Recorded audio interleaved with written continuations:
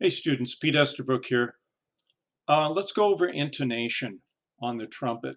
The first thing is we want the trumpet to be in tune with itself, and that is totally possible nowadays. Horn manufacturers, Yamaha, Stomvia especially, and other companies are building trumpets that are good enough to play nearly in tune. And here's the key factor that most people are ignoring.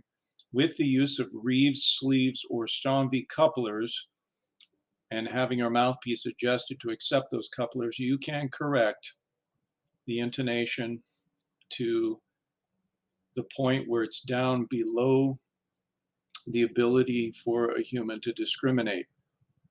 So it is possible both to build an in-tune trumpet and to correct the intonation on any trumpet that's even not built the best by using sleeves. People don't often understand the correct use of sleeves, and it is to correct intonation.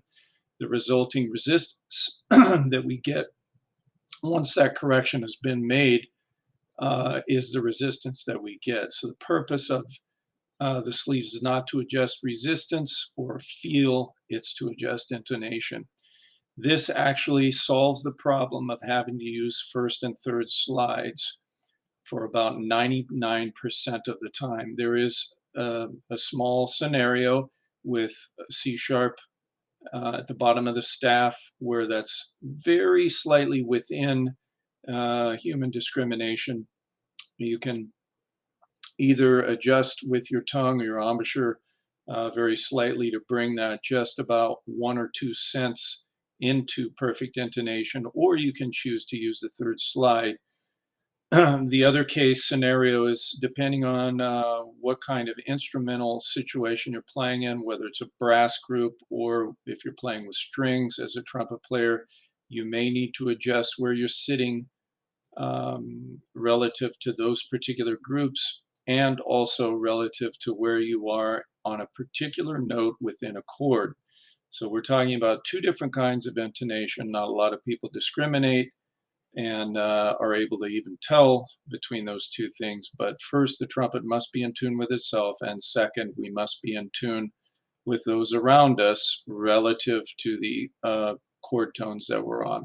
So please consider getting your mouthpiece cut for sleeves, getting some sleeves, doing some testing. The testing for that is very simple. Just play up and down the overtone series.